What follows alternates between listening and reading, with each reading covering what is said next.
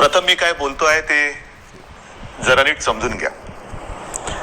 मी आपल्याला घाबरवण्यासाठी आलेलो नाहीये, तर आजची एकूण परिस्थिती काय आहे आणि या परिस्थितीतून आपल्याला सर्वांना मार्ग कसा काढायचा आहे, मार्ग काढण्यासाठी म्हणून मी आज आपल्याशी संवाद साधतोय. सर्वांना या गोष्टीची कल्पना आहे की आता जवळपास 1 वर्ष झालं आपण एका विचित्र विषाणू बरोबर लढतो आहोत.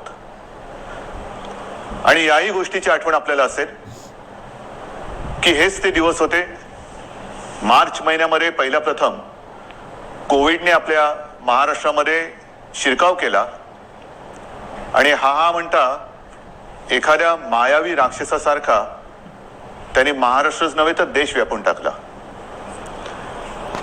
मधल्या काळामध्ये आपण सर्वजण मिळून या व्हायरसला रोखण्यामध्ये नक्कीच यशस्वी झालो होतो, त्याच्याबद्दल काही वादच नाहीये. पण हे युद्ध आपण सगळ्यांनी मिळून एकत्र हातात हात घालून लढलो म्हणून ती परिस्थिती निर्माण झाली होती. साधारणतः कालच्या जानेवारी-फेब्रुवारी पर्यंत आपल्याला असं वाटत होतं की आता झालं, संपलं. ये कोरोना क्या है, क्या चीज है कोरोना, कोविड क्या है. विशेष म्हणजे गेल्याही वर्षी अर्थसंकल्पीय अधिवेशन होतं, याही वर्षी तोच काळ आला, मार्च. अर्थसंकल्पीय अधिवेशन नुकतंच गेल्या महिन्यात पार पाडलं आणि आपल्याला सर्वांना कल्पना आहे की लॉकडाऊनच्या पार्श्वभूमीवरती आर्थिक परिस्थिती ही संपूर्ण जगाचीच डोलायमान झालेली आहे. आणि त्या परिस्थितीचा विचार करून महाराष्ट्र पुढे नेण्यासाठी एक अत्यंत चांगला अर्थसंकल्प आपल्या माननीय उपमुख्यमंत्र्यांनी, अर्थमंत्र्यांनी, अजितदादांनी मांडला. आपल्या सरकारचा तो अर्थसंकल्प महाराष्ट्र पुढे नेणारा, संकटातही महाराष्ट्र थांबला नाही, थांबणार नाही हे करून दाखवणारा तो अर्थसंकल्प आपण मांडला. आणि त्याच्यानंतर जे काय झालं म्हणजे काल परवाकडे होळी, धुलीवंदन सगळं पार पडलं, पण तिथपासूनच आपल्या राज्यात शिमग्याला सुरुवात झाली. असो, त्या शिमग्याबद्दल मी काय बोलणार नाही, त्याला सुद्धा मी जेव्हा उत्तर द्यायचं तेव्हा मी जरूर देईन. तो विषय आजचा नाहीये. आजचा विषय आहे तो कोरोनाची परिस्थिती ही नेमकी काय, आपण काय करणार आहोत. मध्ये मध्ये मी आपल्याला सातत्याने सांगत आलेलो आहे की जर ही परिस्थिती अशीच राहिली तर आपल्याला परत एकदा लॉकडाऊन करावा लागेल की काय, अशी एक शक्यता मी बोलून दाखवली होती. ही शक्यता आजही पूर्णपणे टळलेली नाहीये. मला आज पुन्हा एकदा आपल्याला सर्वांना आवाहन करायचंय, विनंती करायची, कारण गेल्या वर्षभरामध्ये माझ्या महाराष्ट्रातील प्रत्येक बांधवांनी, भगिनीने आणि मातांनी जे मी सांगत आलो ते अत्यंत आपुलकीने ऐकून घेतलं आणि त्याच्याप्रमाणे ते वागले. तुम्ही सगळे वागलात. यात सर्व धार्मिक नेते आले, सर्व धर्मीय आले, सर्व राजकीय पक्ष आले, त्यांचे कार्यकर्ते आले. आता काय झाले थोडंसं की मधला काळ जो आला त्या काळामध्ये आपण थोडे शिथिल झालो. आपण शस्त्र टाकली की काय अशी एक साधारणतः परिस्थिती निर्माण झाली. लग्न समारंभ थाटामाटात सुरू झाले, इतर पार्ट्या सुरू झाल्या, राजकीय मोर्चे, निदर्शनं, आंदोलनं, सगळं काही जणू काही कोरोना गेला अशा पद्धतीने आपण सुरू केलं. आणि तेव्हाही मी सांगत होतो की थोडा धीर धरा. पुन्हा एकदा मार्च एप्रिल एंड पर्यंत आपल्याला थोडासा एक संयम बाळगावा लागेल. दुर्दैवाने जी भीती केवळ मीच नव्हे तर ह्या विषयातले जे तज्ज्ञ आहेत त्यांनी जी व्यक्त केली होती ती खरी ठरली. मार्चच्या आधीपासूनच आपल्या राज्यामध्ये पुन्हा एकदा कोरोना मोठ्या राक्षसापेक्षा, म्हणजे गेला राक्षस होता त्याच्या डबल, टिबल, दुप्पट, तिपटीने अकराळ विक्राळ रूप धारण करून आलेलं आहे. त्याच्यामध्येच विषाणूचा नवा अवतार, म्हणजे हे पण नवल आहे. आतापर्यंत आपण आपले विष्णूचे अवतार ऐकले होते, ज्याचे आपण पूजन करतो. ज्या वेळेला संकट आली त्या वेळेला भगवान विष्णूंनी वेगवेगळे अवतार घेतले आणि आपल्याला वाचवलं. पण हा विषाणू जो आहे तो वेगवेगळे अवतार धारण करून आपल्याला संकटात टाकतोय आणि आपली परीक्षा बघतोय. पुन्हा एकदा तीच गरज आहे. आपल्याला सर्वांना धैर्याने, सगळं धैर्य एकवटून लढण्याची गरज आहे. लॉकडाऊन करणार का हा प्रश्न अजूनही मी उत्तर देत नाही, पण साधारणतः आत्ताची परिस्थिती काय आहे याची कल्पना आपल्याला देण्याची मला पुन्हा एकदा गरज वाटते. जेव्हा ही परिस्थिती निर्माण झाली, किंबहुना कोविडची साथ सुरू झाली, आपल्याला पूर्ण माहिती आहे आपल्या राज्यामध्ये फक्त 2च या विषाणूंची चाचणी जिथे होऊ शकते अशा प्रयोगशाळा होत्या. एक मुंबईमध्ये कस्तुरबा आणि दुसरी पुण्याला NIVची.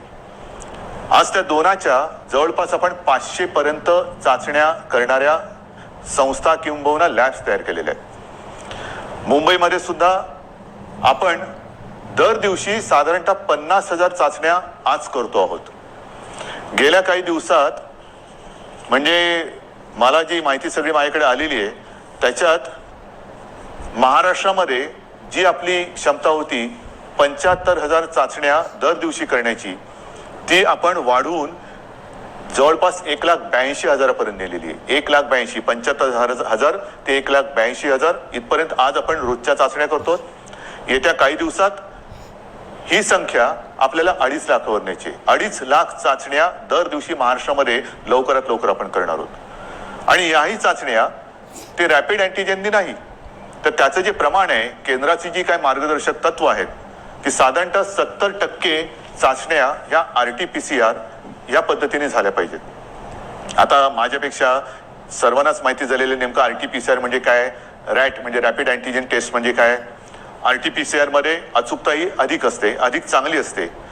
म्हणून आपलाही आणि केंद्राचाही आग्रह तोच आहे की जेवढ्या चाचण्या आपण करतो त्याच्यात किमान 70% चाचण्या या RT-PCR असायलाच पाहिजेत. आणि त्याच पद्धतीने आपला महाराष्ट्र जेव्हा 75,000च्या आसपास चाचण्या करत होता त्याही वेळा तेव्हा त्याच टक्क्यात RT-PCR करत होता. आज जवळपास 1,82,000 करतोय, त्याच्यातही 70% RT-PCR आहेत. उद्या 2.5 लाख झाल्यानंतर, 3 लाख झाल्यानंतर सुद्धा आपण या चाचण्या RT-PCRच अधिक ठेवणार आहोत. म्हणजेच काय की आपण कुठेही दर्जाची तडजोड करत नाही आहोत, अजिबात करत नाही आहोत आणि करणार नाही. एक तर पहिली गोष्ट अशी आहे की काहीही आपण लपवत नाही आणि लपवणार नाही. एक सुद्धा रुग्ण आपण लपवलेला नाही आणि लपवत नाहीये. आणि म्हणून जी महाराष्ट्रातली जी परिस्थिती आहे ती सगळ्यांना जरी धक्कादायक वाटत असली तरी आपण सत्य काय आहे हे लोकांसमोर अगदी जसंच्या तसं ठेवतो आहोत. मग काही जण मला म्हणतात की इतर राज्यांमध्ये बघा, बिहारमध्ये निवडणुका झाल्या, बंगालमध्ये चालू आहेत, आणखीन इकडे झालं, आणखीन तिकडे झालं, मग तिकडे वाढ नाही, तुमच्याकडे का. मला त्याच्याबद्दल बोलायचं नाहीये, अजिबात बोलायचं नाहीये. मला माझा महाराष्ट्र प्यारा आहे, मला माझी जनता ही प्यारी आहे.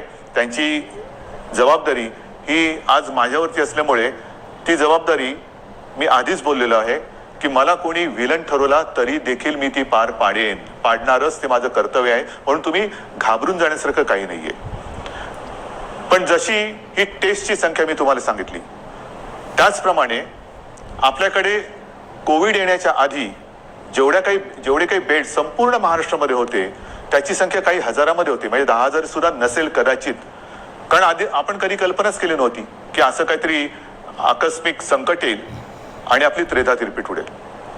गेला मार्च महिन्यात तुम्हाला आठवतोय बेड्स मिळत नव्हते, हॉस्पिटल्स मिळत नव्हते, उपचार मिळत नव्हते. मग सगळे हॉस्पिटल्स ओव्हरफ्लो व्हायला लागली होती, ॲम्ब्युलन्स मिळत नव्हते. ह्या सगळ्या गोष्टी लक्षात घेतल्यानंतर आपण बेड्सची संख्या वाढवायला लागलो. महाराष्ट्र हे देशातलं पहिलं कदाचित एकमेव राज्य असेल की ज्याने अगदी फील्ड हॉस्पिटल्स उभारली लष्कराच्या धर्तीवरती. जसं लष्कर काम करतं तसं आपल्या महाराष्ट्राच्या यंत्रणेने काम केलं, आजही करते.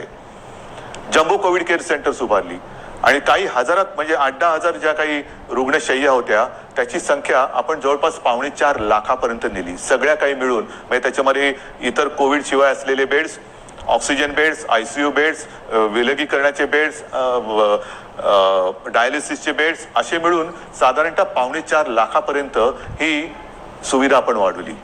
ही मोठी आपली एक अचिव्हमेंट होती. आणि तेव्हाही मी म्हटलं होतं की लॉकडाऊनचा उपयोग हा संसर्ग थांबवण्यासाठी आहे आणि त्याच वेळेला आपल्या आरोग्य सुविधा वाढवण्यासाठी आहे. मग आता एवढी रुग्णशय्या वाढवल्यानंतरही मी परत तुमच्याशी का काळजीने बोलतोय, ह्याचं कारण आजचं चित्र मी तुम्हाला सांगतोय. पहिली गोष्ट अशी की साधारणतः रुग्ण वाढ ही किती होते, किती झपाट्याने होते, त्याची थोडीशी मी तुम्हाला कल्पना देतो. आपल्याला माहिती आहे की जानेवारीच्या शेवटाला आणि फेब्रुवारीच्या सुरुवातीला फक्त मुंबई पुरतं बोलायचं झालं तर मुंबईमध्ये 300-350 रुग्ण हे दर दिवशी आपल्याला सापडत होते. आज ती संख्या 8,500वरती गेलेली एका महिन्याच्या कालावधीत. ही फक्त मुंबईची परिस्थिती आहे. महाराष्ट्राची परिस्थिती बघितली तर 17 सप्टेंबर 2020 म्हणजे तेव्हा जरा सगळं जास्त होतं, तेव्हा 3 लाख सक्रिय रुग्ण होते. 1 एप्रिलला आणखीन त्याच्यामध्ये भर पडलेली आहे.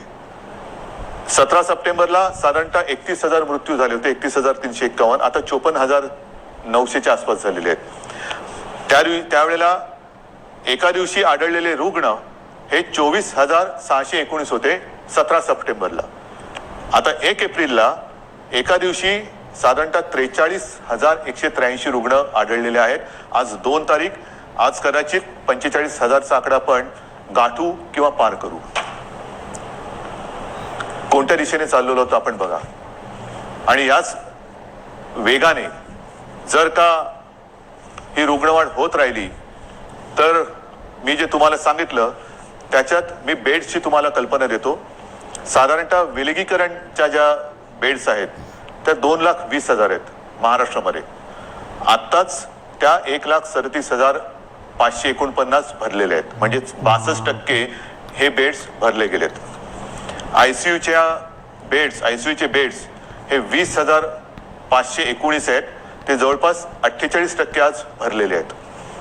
ऑक्सिजनचे बेड्स आहेत ते सुद्धा 62,000च्या आसपास आहेत, ते 25%च्या आसपास आज भरलेले आहेत. व्हेंटिलेटर्स 9,347, ते पण 25% जवळपास आज वापरात आहेत. ही परिस्थिती फार चिंताजनक आहे आणि म्हणून मी आज आपल्याशी संवाद साधायला आलो की ही परिस्थिती अशीच राहिली तर आणखीन 15-20 दिवसामध्ये आपल्याला ह्या सगळ्या सुविधा ज्या आहेत त्या अपुऱ्या पडायला लागतील. मग काही जण म्हणतील सुविधा वाढवत का नाही? वाढवतो ना. मी आदेश दिलेले आहेत की जिथे जिथे आवश्यक आहे आवश्यकतेनुसार या सुविधा वाढवा. पण सुविधा वाढवणं म्हणजे काय करणं? बेड्स वाढवणं आलं, व्हेंटिलेटर्स मिळतील, ऑक्सिजनचा साठा सुद्धा आज आपल्याकडे फार मर्यादित आहे, तोही वाढवण्याचा आपला प्रयत्न सुरू आहे. औषधांचा साठा आपण घेऊ शकतो, परंतु बेड्स वाढले, व्हेंटिलेटर्स वाढले, आयसीयूचे बेड्स वाढले तरी डॉक्टर्स कसे वाढणार, नर्सेस कशा वाढणार, आरोग्य कर्मचारी कुठून आणायचे?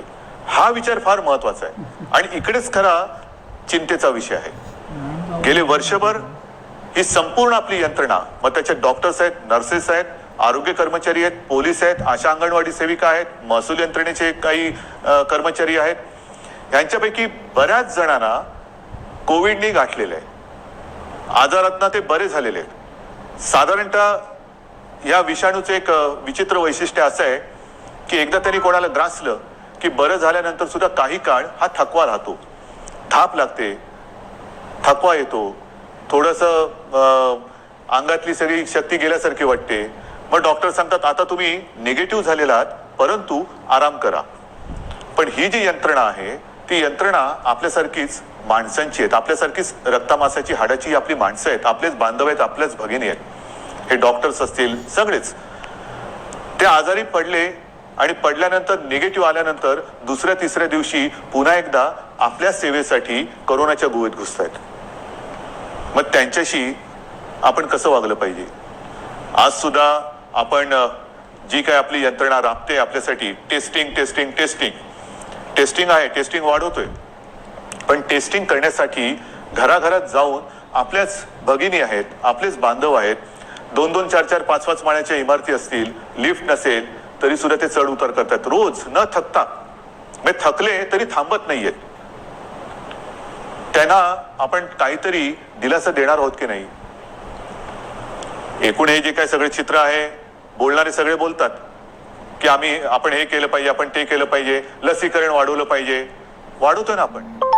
कालच्या दिवसात तुम्हाला मी अभिमान हा शब्द इकडे वापरणं योग्य ठरणार नाही, पण तुम्हाला समाधान वाटलं पाहिजे की महाराष्ट्र हा देशातला नंबर एकचा राज्य महाराष्ट्र ठरलेला आहे. कालच्या दिवसात एका दिवशी आपण 3 लाख नागरिकांना लसीकरण केलेलं आहे. 3 लाख एका दिवसात.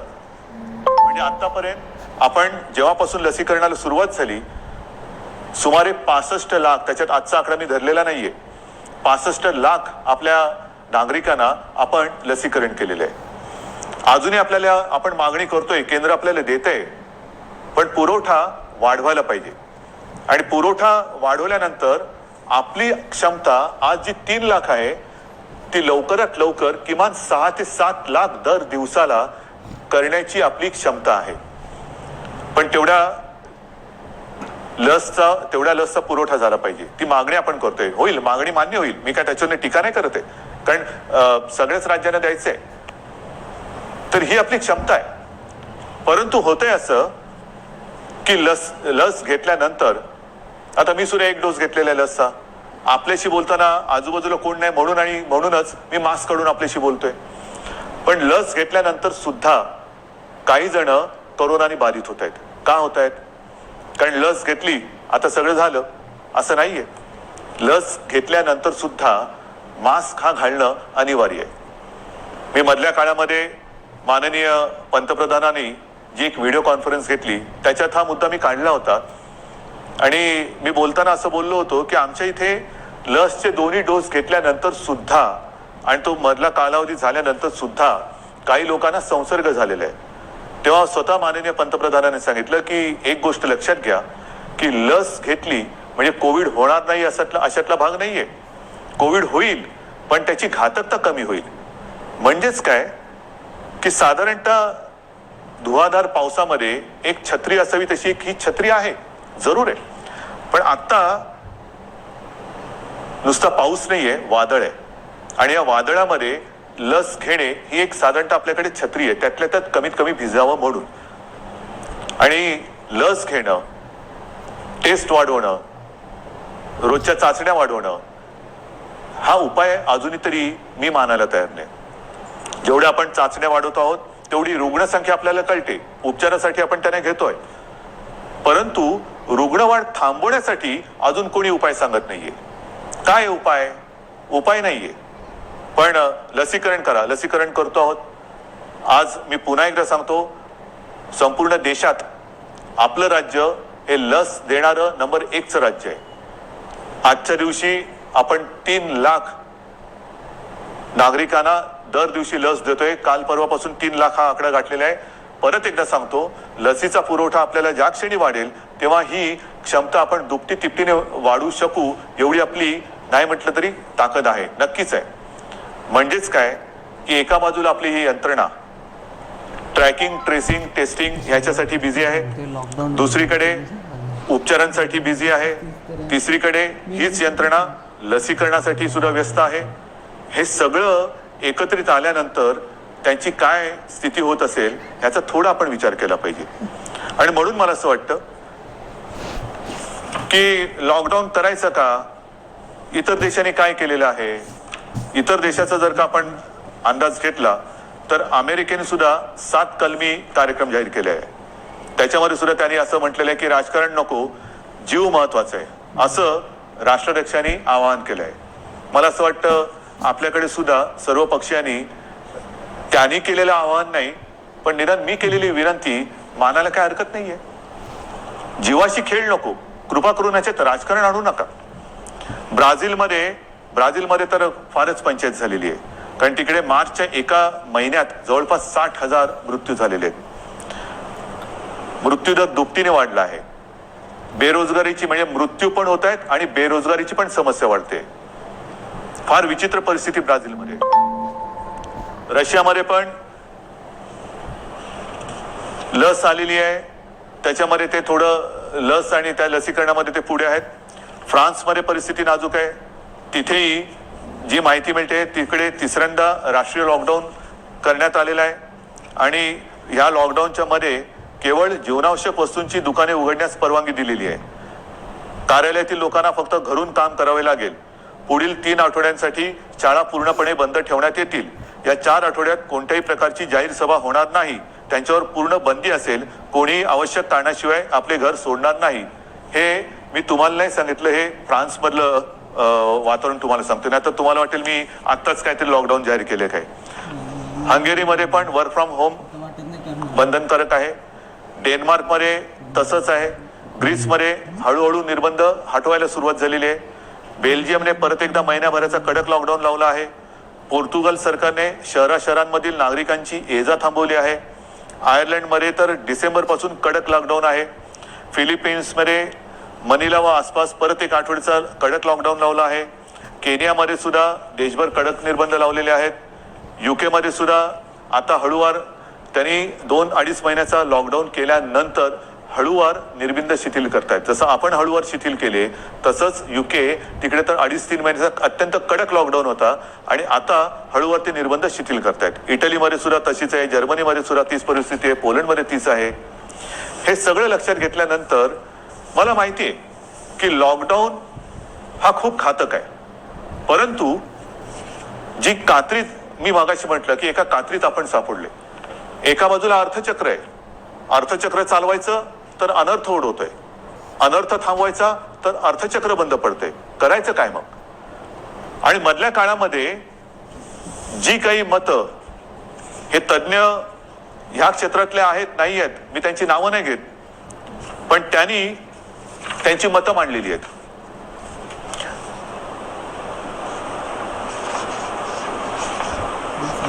सर्वसामान्यांना त्रास होईल अशी लॉकडाऊनची भूमिका, मी पक्षाचं नाव घेत नाही कारण मला राजकारण आणायचं नाही, आम्ही खपवून घेणार नाही. तुम्हाला आलेला झटका म्हणजे नियम नको. महाराष्ट्रामध्ये कोरोनाचं नाटक पुन्हा सुरू झालेलं आहे. कोरोनाच्या संसर्गाला लॉकडाऊन हा पर्याय नाही. आम्ही लॉकडाऊनला जोरदार विरोध करू, रस्त्यावरती उतरू. हिटलर सारखं वागू नका. सर्वसामान्य जनतेला लॉकडाऊन परवडणारा नाही. जनता आधीच लॉकडाऊनला कंटाळली आहे. त्यामुळे राज्यात लॉकडाऊन लावणे हा पर्याय नव्हे. लॉकडाऊन हा अंतिम पर्याय होऊ शकत नाही. लॉकडाऊन लावायचं असेल तर आधी रोजगाराचे पैसे 5,000 रुपये का काय ते थेट खात्यात जमा करा. एका उद्योगपतीने सांगितलंय की लॉकडाऊन लावण्याच्या ऐवजी आरोग्य सुविधा वाढवा. आता आरोग्य सुविधा मी तुम्हाला सांगितली काय परिस्थिती आहे. गेल्या वर्षभरात आपण एवढी आरोग्य सुविधा वाढवली, अजूनही वाढवतो आहे. पण मुद्दा असा येतो की हे जे काही आपल्याला सल्ले देत आहेत त्यांना मी सांगू इच्छितो हात जोडून, उद्योगपतींना सांगतो, म्हणजे त्या ज्यांनी सांगले सगळ्या उद्योगपतींबद्दल नाही, की आरोग्य व्यवस्था वाढवतो मी, बेड्स वाढवतो, सगळं वाढवतो, पण कृपा करून रोज मला किमान 50 डॉक्टर्स, नर्सेस, आरोग्य कर्मचारी यांचा महाराष्ट्रभर पुरवठा होईल अशी काहीतरी सोय करा. कारण नुसतं फर्निचरचं दुकान म्हणजे आरोग्य सुविधा नाहीयेत. त्याच्यामध्ये व्हेंटिलेटर आल्यानंतर व्हेंटिलेटर वापरणारे सुद्धा तज्ज्ञ लागतात. ऑक्सिजन किती द्यायचा, किती प्रमाणात द्यायचा याच्यासाठी सुद्धा त्या विषयातला तज्ज्ञ लागतो. अगदी रेमडेसिवीर द्यायचं झालं तर ते कसं दिलं पाहिजे ते समजणारा डॉक्टर लागतो. हे तज्ज्ञ लोक आणि डॉक्टर्स ही कुठून आणायची. आणि ही परिस्थिती जर का बघितली तर मला तुमच्याकडनं हीच अपेक्षा आहे. जे सांगतायत की लॉकडाऊन केला तर आम्ही रस्त्यावरती उतरू, माझं म्हणणे जरूर उतरा, उतरलंच पाहिजे. पण ते लॉकडाऊनच्या विरोधात नाही, तर लॉकडाऊन होऊ नये म्हणून कोरोनाच्या विरुद्ध तुम्ही उतरा. या डॉक्टर्सना मदत करायला तुम्ही रस्त्यावरती उतरा.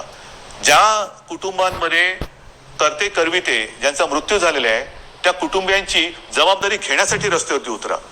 ज्या कुटुंबांमध्ये सगळेचे सगळे कोरोना बाधित झालेले आहेत त्यांची सेवा करण्यासाठी रस्त्यावरती उतरा. टेस्ट जे आपल्या या यंत्रणे जी करते आहे ट्रॅकिंग ट्रेसिंग त्यांना मदत करायला म्हणून रस्त्यावरती उतरा. नुसतं बोलायला ठीक आहे अमुक केलं तर आम्ही रस्त्यावरती उतरू, माझं म्हणणं तर उतराच, रस्त्यावरती उतरा. कारण आता आपल्याला ही लढाई तशीच लढावी लागणार आहे. हातात हात घालून ही लढाई लढावी लागणार आहे. अनेक ठिकाणी मी बघतोय सभा समारंभांना तुडुंब गर्दी होते, बाजारपेठा फुलून गेलेल्या आहेत. थोडंसं धीर धरा. अनेक जणांना असं वाटतंय मास्क का लावतोय तू. अरे मास्क न लावण्यामध्ये शौर्य काय शौर्य. मी मास्क वगैरे वापरत नाही, मी मास्क वापरणार नाही, काय शौर्यस. मास्क न वापरणं ह्याच्यात शूरता नाही. आणि मास्क लावणं त्याला लावायला लाजायची गरज नाहीये. परत एकदा सांगतो की वॅक्सिन घेतल्यानंतर सुद्धा मास्क हा लावायलाच पाहिजे. अंतर ठेवलंच पाहिजे, हात धुत राहिलंच पाहिजे. आणि म्हणून काही कडक निर्बंध येत्या काही दिवसात आपल्याला लावावे लागतील. ते उद्या परवाकडे मी जाहीर करेन. विशेषतः शहरांमध्ये मी परत एकदा सांगतो, जिथे जिथे अनावश्यक गर्दी होते ही गर्दी आपल्याला टाळावीच लागेल. जी खाजगी कार्यालय आहेत त्या कार्यालयांना सुद्धा आपण प्रत्येकाला सूचना दिलेल्या आहेत. सूचनावलीच म्हणा ना, की लग्न समारंभात किती लोक पाहिजेत, ऑफिसमध्ये किती उपस्थिती पाहिजे, बसमधनं किती लोक गेले पाहिजे. आता ट्रेनमध्ये मी मुंबईमध्ये मी सांगेन की मी सांगितलं होतं की पीक अवर नॉन पीक अवर आता सगळं तुडुंब भरून चाललेलं आहे, रेस्टॉरंट्स भरून चाललेली आहेत. आता हे जर आपण थांबवलं नाही आणि परिस्थिती अशीच हाताबाहेर गेली आणि जसा ब्राझीलमध्ये दुर्दैवाने आता अशी परिस्थिती झालेली की लॉकडाऊन नाहीये पण शुकशुकाट झालेलं आहे, म्हणजे रस्त्यावर फिरत असतील लोक पण रोजगार गेले आणि जीवही गेले. मग काय राहिलं? जीव वाचवायचा की रोजगार वाचवायचा? रोजगार आपल्याकडे आहेत, रोजगार परत मिळतील, पण गेलेला जीव परत आणता येणार नाही. आणि म्हणून मी आपल्याला नम्रपणाने विनंती करतोय की येत्या काही दिवसांमध्ये, 1-2 दिवसांमध्ये मी आणखीन काही जणांशी बोलतोय. काही त्याच्यात यातले तज्ज्ञ असतील, विविध राजकीय पक्ष आहेत, विविध मी पत्रकारांशी बोलेन. मला वेगळा काही उपाय असला तर पाहिजे. लॉकडाऊन हा उपाय नाही मान्य, पण मग ही संसर्गाची साखळी तोडायची कशी? लसीकरण वाढवतोच आहे, पण लसीकरण देऊनही कोविड होत नाही अशातला भाग नाही. लसीकरण घेतल्यानंतर, लस घेतल्यानंतर सुद्धा कदाचित लस घेतलेल्याला कोविडचा त्रास कमी होईल, पण तो दुसऱ्याला संसर्गित करू शकतो, हेही आता सिद्ध झालेलं आहे. मग करायचं काय? दुसरा उपाय असेल जरूर सांगा, पण त्याहीपेक्षा माझा विश्वास आपल्यावरती आहे, कारण तुम्हीच या युद्धातले खरे सैनिक आहात. हे युद्ध आपल्या सगळ्यांचं आहे, हे एकट्या दुकट्याचं युद्ध नाहीये. ज्या गोष्टी मी तुम्हाला सांगितल्या आपण नाही पाळू शकत. कारण नसताना घराबाहेर पडू नका, नाही घरात थांबू शकत. अनावश्यक ठिकाणी गर्दी करू नका, गर्दी टाळू नाही शकत. गरज नसेल तर इकडे तिकडे फिरू नका, हे फिरणं टाळू नाही शकत. सार्वजनिक ठिकाणी फिरताना घराबाहेर पडल्यानंतर मास्क लावलाच पाहिजे, मास्क घालू नाही शकत. एकमेकात थोडं अंतर ठेवा, अंतर ठेवू नाही शकत. म्हणजे लॉकडाऊन आपण टाळू शकतोय, पण टाळणं ही जिद्द, ज्या जिद्दीने तुम्ही पहिल्या लढलात त्या जिद्दीने पुन्हा जर का उतरलात तर आपल्याला, मी अजूनही म्हणतो आता थोडा काळ राहिलेला आहे. कारण परिस्थिती तुम्हाला मी सांगितले, अशीच रुग्णवाढ होत राहिली तर 15-20 दिवसात हॉस्पिटल्स तुडुंब भरून जातील. काही काही जिल्ह्यामध्ये आत्ताची परिस्थिती आलेली आहे, ऑक्सिजन सुद्धा कमी पडू शकतोय, व्हेंटिलेटर सुद्धा कमी पडू शकतात. ही परिस्थिती आजही आपण स्वयंशिस्तीने टाळू शकतो. संसर्गाची लाट, कोरोनाला आपण रोखू शकतो. रोखण्याची जिद्द ही तुमच्यात आहे की नाही, हा फार महत्वाचा प्रश्न आहे. सरकार लॉकडाऊन करणार की नाही यापेक्षा प्रत्येकाने ठरवलं पाहिजे की मी कोरोनाला हरवणार की नाही, मी कोरोनाला रोखणार की नाही. हे जर का तुम्ही प्रत्येकाने ठरवलं, होय मी रोखणारच, कारण आपण गेले वर्षभर माझे कुटुंब माझी जबाबदारी असेल. आता पुन्हा मी प्रत्येकाला सांगितले की मी जबाबदार, माझा मास्क माझी सुरक्षा. या सगळ्या ज्या काही गोष्टी आहेत नवीन, ह्याच्यात काहीही नाही. जे पहिल्या दिवशी होतं ते आजही आहे. फक्त थोडंसं काय झालंय की सुरुवातीला जी एक कोरोनाची दहशत होती ती दहशत गेली, आपण गाफील झालो आणि कोरोनाने बरोबर आपल्याला गाठलं. अजूनही कोरोनाने आपल्यावरती मात केलेली नाही, मी त्याला करू देणार नाही, अजिबात नाही. मात आपणच त्याच्यावरती करायची आहे. पण ही मात करताना जर आपण घट्ट उभे राहिलो सगळ्या जणांनी, संपूर्ण सगळ्या राजकीय पक्षाने, मी पुन्हा एकदा हात जोडून विनंती करतो आहे की कृपा करा, जनतेच्या जीवाशी खेळ होईल असं राजकारण करू नका. जे जे सरकार पावलं उचलत आहे ते जनतेच्या हितासाठी उचलत आहे. अर्थचक्रही फिरवायचं आहे, गरिबाची रोजीरोटी वाचवायची आहे, पण त्याच बरोबरीने सगळ्यात आधी आपल्याला त्यांचे जीव वाचवायचे आहेत.